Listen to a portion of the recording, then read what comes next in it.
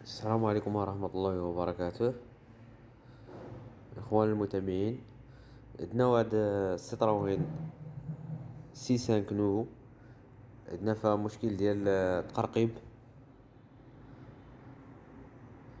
من بعد ما بحثنا لقينا المشكل اللي هو هاد الروتيلة هادي كما كتشوفوا معايا. هي هادي لقينا النورما ديالها لداخل مشتتة، كتشوفوها البي ديالها هو هذا، وتيولي فيها الجو بزاف وكدير تقرقيب. الماركاج ديالها ديال الوسط.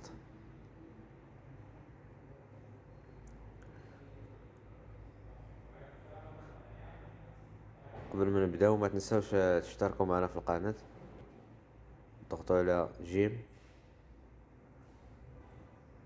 دائما توصلوا بجديد ان شاء الله.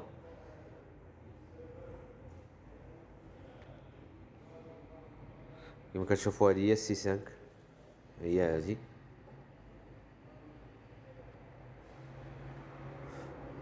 هذه الروتينة القديمة وهذه جديدة، هي هذه. كما كتشوفوا معايا راه بحال دا البي ديالها، بحال في الشكل، بحال جديدة بحال القديمة، باش ما طيحش في شي مشكل ولا شي حاجة.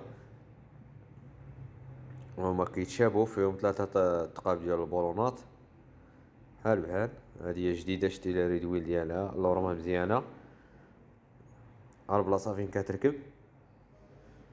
هي هادي هنايا، كتدخل هنايا كونيك، تدخل عادية ساهلة،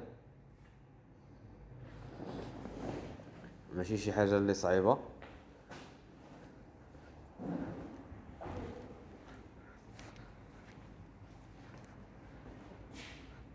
كنركبوها هنايا بحال هاد الطريقة هادي هكا، كندفعوها هي كدور الاتجاه اللي بغيتي، حيت فيها لورمة كدورها كيف ما بغيتي، ما عندكش المشكل.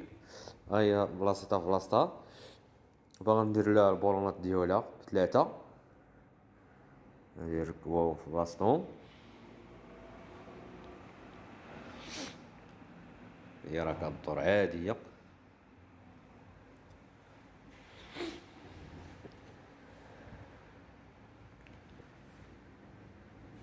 ها هما كيما كتشوفوها البولونات، ها هما ثلاثة اللي ركبنا لها، واحد، جوج، وها الثالث ها هو الوسط هنايا في المخبي، ها هو ثلاثة، واحد جوج ثلاثة.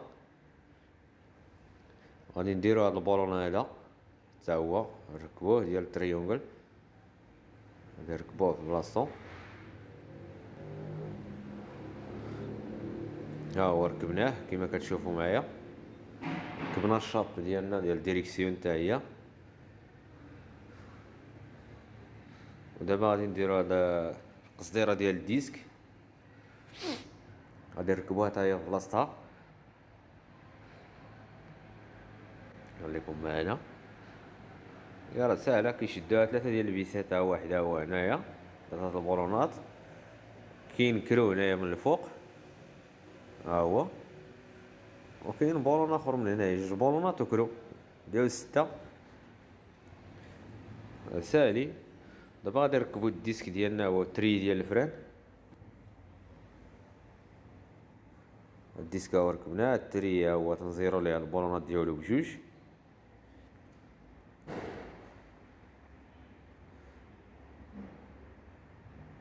دابا غادي نركبو البلاكيت ديالنا حتى هما، باقي البلاكيت فيها مزيانين. المهم عندنا هو التقرقيب حيدناه، هو الروتيلة حيدناها. غادي نركبو السيلندر ديالنا، غادي نزيرو ليه البولونات ديال السيبوت 7 بجوج.